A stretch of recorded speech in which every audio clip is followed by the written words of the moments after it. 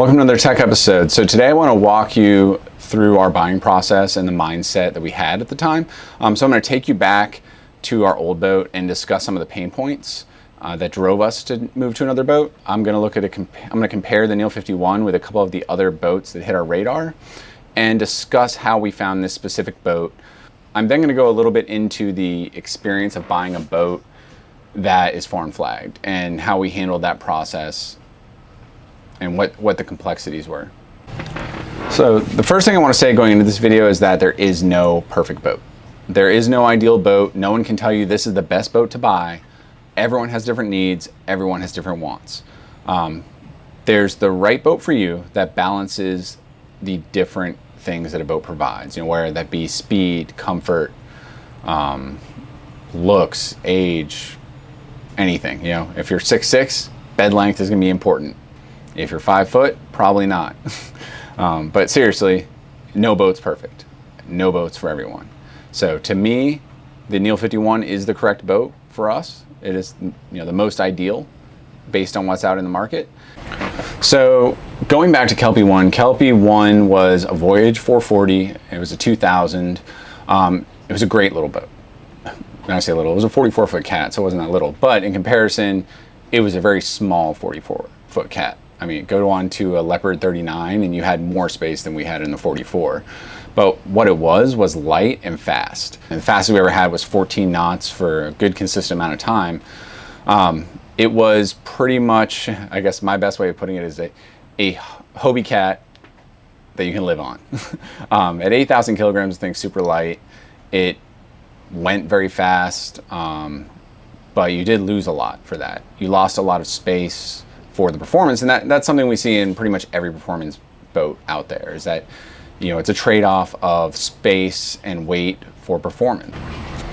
So when I bought the Voyage 440, my primary thing I wanted was something that was affordable and had a lot of performance. I thought that I put performance above most things when I chose that boat.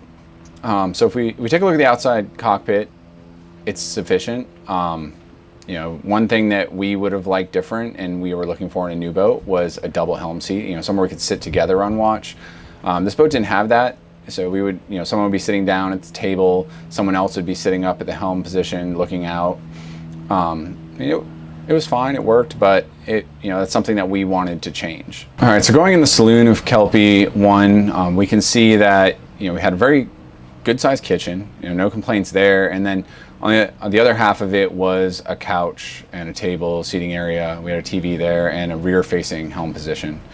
It was fine, it was sufficient, and it would have worked except for one thing, which is that I work full-time on the boat. And working full-time on the boat and being on a lot of phone calls and a lot of video conferences, there wasn't really anywhere for Lauren to escape.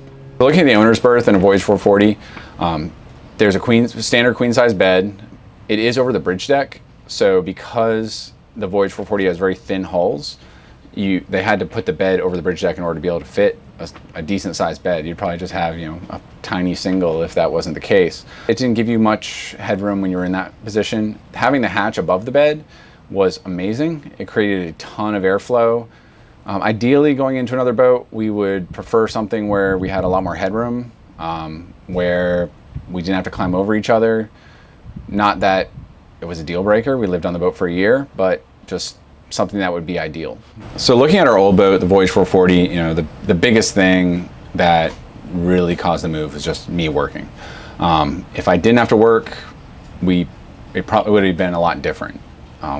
The amount of time that we have to spend on the boat and I have to spend like inside or outside working is a lot compared to most cruisers that don't work. All right, so let's look at some of the boats that we compared. So first up, we have the Balance 526. Next, we looked at the Fontaine-Pajot Saba 50. And finally, the Neel 51. So looking at the Balance 526, there isn't anything really spectacular outside. You do have that Versa helm, which is really awesome, coming up, and you can drive from that raised position, or you can drive looking through the boat, which provides a lot of protection from the elements. If we look at the Saba 50, the outside of that, we have We do have a forward cockpit. We do have a fly bridge that's really with a ton of seating. And then if we look at the Neel, we have no forward cockpit, but we have a fly bridge and a lounging area in front of that, next to the helm position. Looking inside in the saloon area, looking across the 3 boats, on the Balance 526, it's pretty small. Reminds me a lot of our old boat. There's not much space there. Smaller, probably smaller kitchen than our old boat.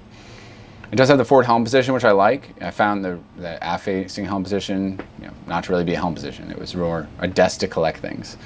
So you wouldn't really drive from there because you can't see anywhere. Looking out into the cockpit area of the 526, it seems sufficient. There's seating, place to lay. Going down into the berths, the forward berths, the owner's berth is there, but they're raised. They are over the bridge deck, and that is exactly how Kelpie 1 was. And it's just not something that I think we would prefer.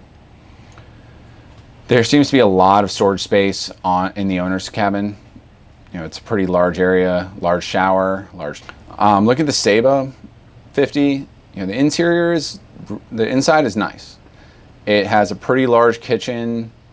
It has, a semi-forward facing helm position, but I always liked the way the Saba did it because it was just a good utilization of space.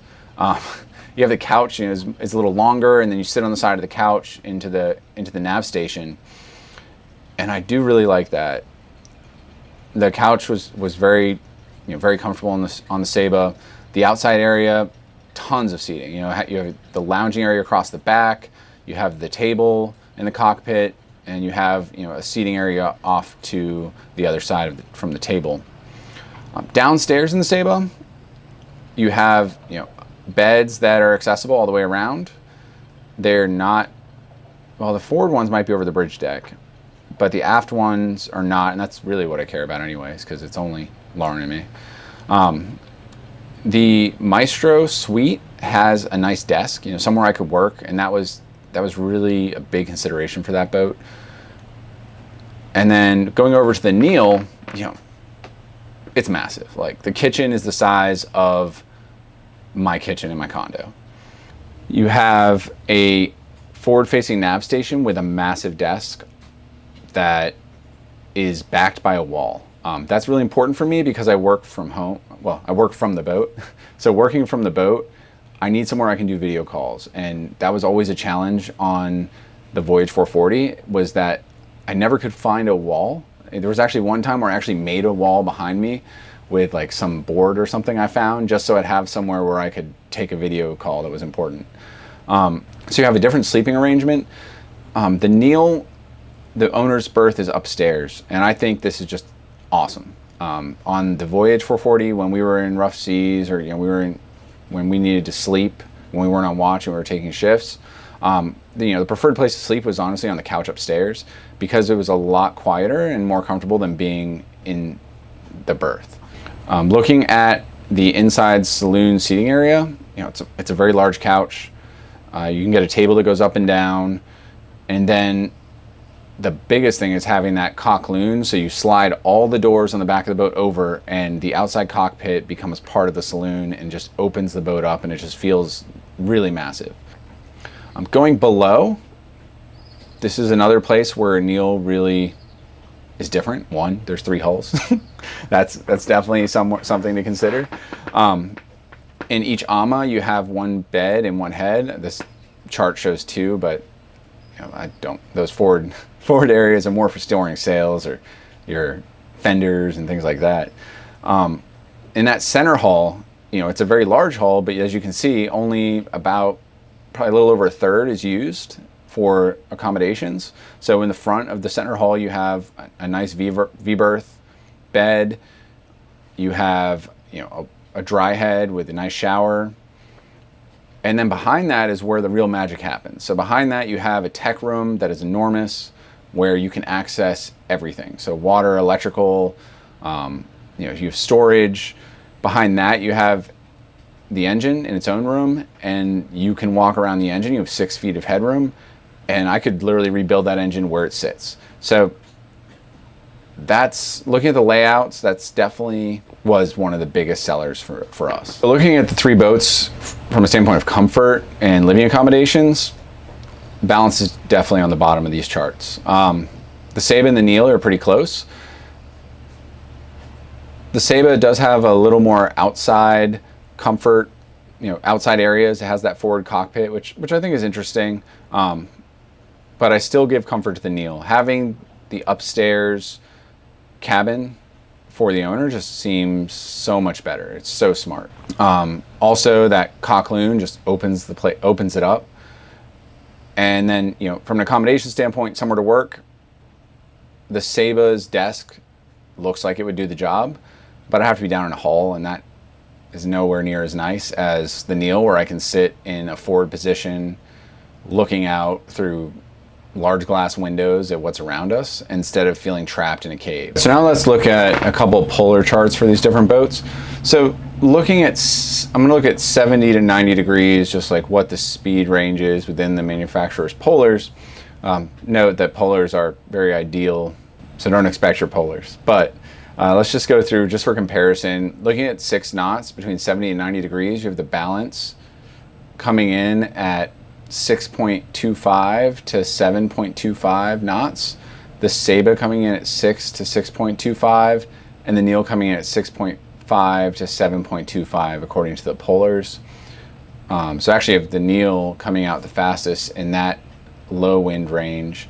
Moving up to 10 knots, you have the balance at 10 to 10.5 knots. The Saba coming in at 7.75 to 8 knots, and the Neel coming in at 9.5 to 10 knots. So the balance definitely has that, and the Saba is being left behind by both. Going up to 15 knots, so a nice breezy day for sailing. We have the balance 526 at 11 to 13 knots, the Saba 50 at 8.5 to 9 knots, and the Neel 51 at 10 to 11.5 knots. So the balance is definitely separating out as we get into higher wind conditions. The Saba is just getting left behind. Going up to 20 knots, balance is actually really smart in their polars, and they're like, don't sail upwind at 20 knots. So they only have a polar for 20 knots at 90 degrees directly, and that's going to put them at 14.5 knots. For the balance, the Saba has 9.5 to 10.5 knots at 20 knots of wind, and the Neel comes in at 10 knots to 12 knots of boat speed at 20 knots of wind with an angle between 70 and 90 degrees. So another interesting thing looking at these charts is where they started their polars. So balance starts their polar at 42 degrees. Neel starts their polar at 35 degrees, and the Saba 50 starts its polar at 60 degrees. So that's just really showing that the Saba can't point upwind. The balance with its dagger boards and Neel with its keel have a lot better pointing potential than the Saba does. Again, these charts aren't what you're actually going to see necessarily. I will say 10 knots of boat speed, 15 knots of wind on the Neel. I've done it a number of times now, so that's definitely achievable at that same angle. I don't know about the other boats because I don't have them. So yeah, so going back and looking at all the boats, you know, the balance is the best performer, I think. Neel might have had it in one spot according to the polars, but I do think the balance will be the fastest boat out of the three of them. The Neel would be number 2, and the Saba is definitely far behind, coming in last on speed. So, but you know, for us, the most important thing looking at a new boat was comfort. And well, I think the Saba and the Neel are pretty close in comfort. Having that balance of performance as well really pushes it to the Neel. So once we decided that a Neel 51 was what we wanted, the search was on. So I made this post, and it just said, you know, I'm looking to buy a Neel 51, as the title says, somewhere in the Caribbean, Bahamas, or US ideally. It would be outfitted for cruising, lots of solar, electric stove, lithium, hydronet sails. You know, if it doesn't have everything, that's fine. Just shoot me an email. So I let that post stew out there on the internet for a while. I put it out on March 2nd of 22. And finally, on June 5th, I got a response. My wife and I are currently in Bridgeport, Connecticut. and they're headed up towards Canada, and then they were going to head over to France. They have Gravity, a special edition Neel 51 equipped with DFI sails, leisure furl boom, really top spec with everything, lithium, solar, extra lighting, underwater lights, washer and dryer, dive tanks, compressors, stainless steel ultra anchor, stainless steel chain, aircon in all the bedrooms, full premium pack, upgraded speakers, C-zone electronics for everything, stern locker with a workshop with a dive compressor. The other stern is the laundry room. Electric barbecue, sink, fridge outside, a carbon dinghy with a 15 horsepower motor and an electric Torpedo 3 horse. That post got me. Going from the Voyage 440, where we spent a ton of time outfitting the boat, we had lithium, we had a big inverter, we were able to run the AC on the batteries, we had a lot of solar. We didn't want to do that again. We learned our lesson. Like, it would be a lot better to buy something that was already done, and with the things that we wanted, rather than buy it and install it ourselves. We'll end up way over budget if we did plan something. So this really popped out at us, and we very quickly flew up to look at it, and then decided to buy it. Buying it wasn't easy, and to buy the boat, it was French flagged. We were in the U.S. The boat was in the U.S., but it hadn't been imported. So it'd be one of those things you'd see where not for sale in U.S. waters to a U.S. person, because you can't legally sell the boat in the U.S. if it hasn't been imported and duty hasn't been paid. The boat was a lease in France, and that's just something they do. Instead of like having financing on boats, they're usually leases out of the factory for some tax reason in the EU. So in order to make it so we could buy the boat, the lease had to be paid off. The current owners didn't necessarily have the money to pay off the lease, right? So our down payment was over a third, or probably it was almost a half. So our down payment was almost a half of the boat price that we had to pay ahead of time before any of the paperwork had been done. It had been imported. Big risk there. So that was one piece of it. And so what I ended up doing was hiring a lawyer. I definitely recommend doing that. If you need, someone's contact information, shoot us a message and I'll get it to you. But I hired a lawyer that had experience dealing with a French boat, drawing up the right agreements to protect me in case the boat deal fell through after giving the deposit. I mean, there was no clean way to do it, but essentially after I put in the deposit, if the boat deal was to fall apart, I would at least have a lien on the boat for the amount that I put the deposit on. Still not a way to collect it quickly. So it was, once I sent the deposit, it was a pretty committed transaction on my side. Then there was a matter of, once the deposit was paid, we got the lien released, so then the boat could be deflagged in France. That took a long time, a lot of back and forth paperwork to make that happen. I think it was probably about a month and a half to 2 months to make that happen, because France had a holiday at the time, so that just pushed that out a lot longer. Then once it was deflagged, we would then have to flag it in the US, but we were going to do that after the transaction. When I went to go buy the boat, seemed like customs was asking some questions, so the lawyer decided that we should import the boat before we do the sale. So then I had to also, on top of already having the deposit out there before owning the boat, I had to put out import duty, which in the US is 1% of the boat's value. So that wasn't too painful compared to the down payment, but it's just more risk on you as the buyer. Then once we did that, the next day we sailed off. I purchased the boat, we brought it back, it got imported, I got the US Coast Guard registration for it, and everything was good. But it was a very hard process. Before we found a lawyer, myself and the previous owner, we knew we wanted to do the deal.